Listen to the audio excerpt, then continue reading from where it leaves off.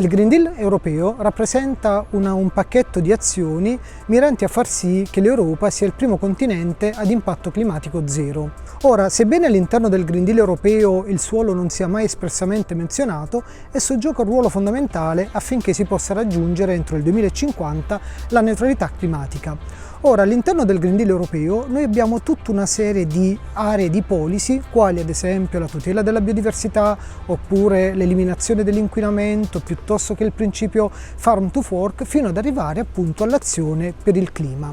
Ora, qual è il legame esistente tra suolo e cambiamento climatico? Probabilmente non tutti sanno, ma la maggior parte del carbonio presente sul nostro pianeta, eccetto chiaramente gli oceani, risiede proprio all'interno del suolo. Nel suolo sono stoccati circa 2500 gigatonnellate di carbonio, ovvero 2500 miliardi di tonnellate di questo elemento, il che fa sì che all'interno del suolo ci sia circa 4 volte più carbonio presente rispetto alla biomassa sovrastante e circa 3 volte più carbonio rispetto all'atmosfera.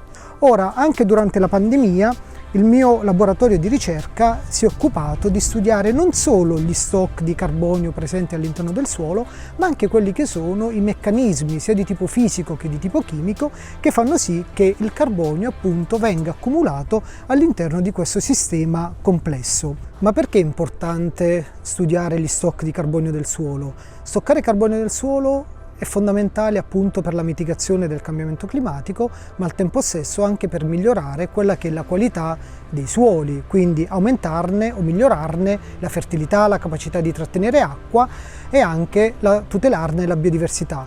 Da questo si evince che anche l'agricoltura gioca un ruolo fondamentale nella mitigazione del cambiamento climatico.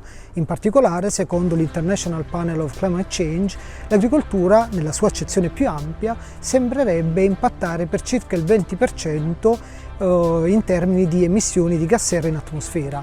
Quindi questo vuol dire che pratiche di gestione non sostenibili possono far sì che il suolo, dall'essere un sink di carbonio, diventi una sorgente. Come fare per evitare tutto ciò?